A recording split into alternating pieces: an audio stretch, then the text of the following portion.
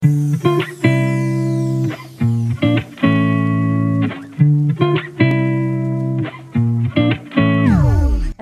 আলাইকুম, সবাইকে ঈদের শুভেচ্ছা। আজ আমি একটা মজাদার মুখরোচক খাবার নিয়ে এসেছি, সেটা হচ্ছে নওয়াবি সেমাই।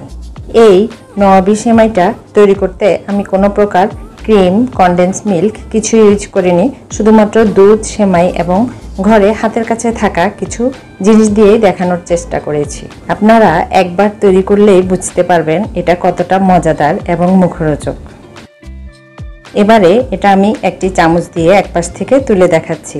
এটা যে শুধু দেখতে সুন্দর তা কিন্তু নয়, অসাধারণ স্বাদের। আপনারা চাইলে বাসায় এটি ট্রাই করতে পারেন। নওয়াবি সেমাই তৈরির প্রথম পর্যায়ে আমি বনফুলের লাচ্ছা সেমাই নিয়েছি 200 গ্রাম, অর্থাৎ 1 প্যাকেট। আপনারা আপনাদের পছন্দের যে কোনো প্যাকেটের সেমাইটাই নিতে পারেন। এবার চুলায় একটি প্যানে আমি 2 টেবিল চামচ পরিমাণ বাটার দিয়েছি, চাইলে আপনারা এখানে ঘিও ইউজ করতে পারেন।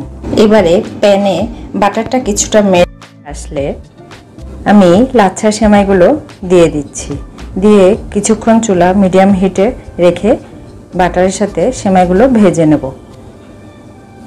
এই পর্যায়ে সেমাইয়ের সাথে অ্যাড করছি 1/3 কাপ চিনি, তারপর একটু নেড়ে চেড়ে ভেজে আরও অ্যাড করছি 1/4 কাপ গুঁড়া দুধ, আবারও নেড়ে চেড়ে একটু ভেজে নিচ্ছি এবং তাতে অ্যাড করছি চামচ পরিমাণ ঘি। এটা একটা স্ট্রং ফ্লেভার অ্যাড করবে। ঘিটা আমার ঘরেই বানানো, লিঙ্কটা আমি আপনাদের সুবিধার জন্য ডেসক্রিপশন বক্সে দিয়ে দিব। এবারে আমি সেমাইটা আর খুব বেশি ভাজবো না, কারণ এটা প্যাকেটে ভাজাই থাকে। এবার এই ভাজা সেমাইটা আমি একটা সার্ভিং ডিশে নিচে প্রথমে একটা লেয়ার দিয়ে দিব। মোটামুটি অর্ধেক পরিমাণ ভাজা সেমাই আমি সমান করে স্প্যাচুলা দিয়ে একটু চেপে চেপে বিছিয়ে দেব। এটা এখন এক পাশে রেখে দিচ্ছি।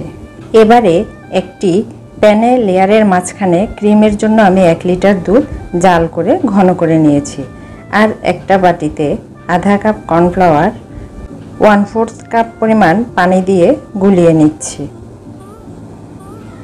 এটাও এক পাশে রেখে দিচ্ছি।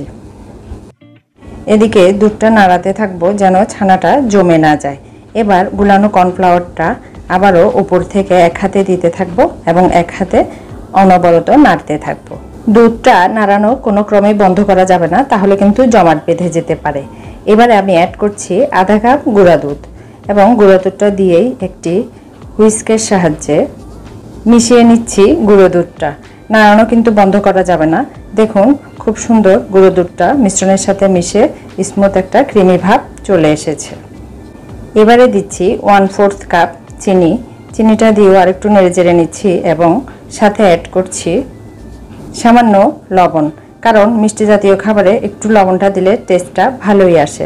দেখুন সব কিছু মিশে এবার খুব ঘন ও স্মুথ একটা ক্রিম তৈরি হয়ে গিয়েছে।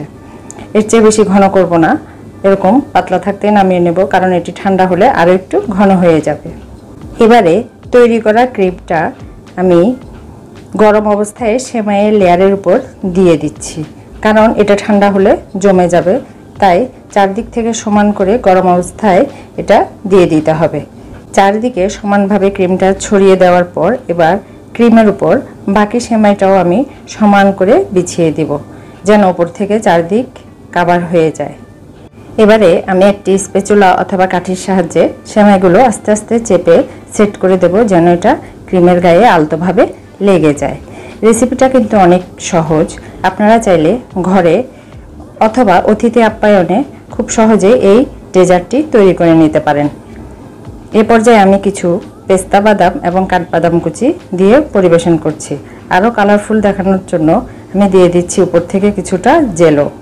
আপনারা চাইলে চেরি দিয়েও সাজিয়ে পরিবেশন করতে পারেন। ওই যে বললাম হাতের কাছে যা আছে, আমার কাছে চেরি ছিল না, তাই আমি জেলো দিয়ে এটা কালারফুল করে দেখালাম। আমাদের যে কোনো খাবার যত বেশি আকর্ষণীয় হয় তত কিন্তু খাওয়ার আকর্ষণ বেড়ে যায়। আজকের নওয়াবি সেমাইয়ের এই রেসিপিটি আপনাদের ভালো লাগবে, আর ভালো লাগলে ভিডিওটি দেখে লাইক দেবেন, আর বরাবরের মতোই আমার চ্যানেলটি সাবস্ক্রাইব করে পাশে থাকবেন। আজকের মতো বিদায় নিচ্ছি। পরবর্তীতে মজার কোনো রেসিপি নিয়ে আবারও আসবো আপনাদের সামনে। ধন্যবাদ সবাইকে, সবাই ভালো থাকবেন। আল্লাহ হাফেজ।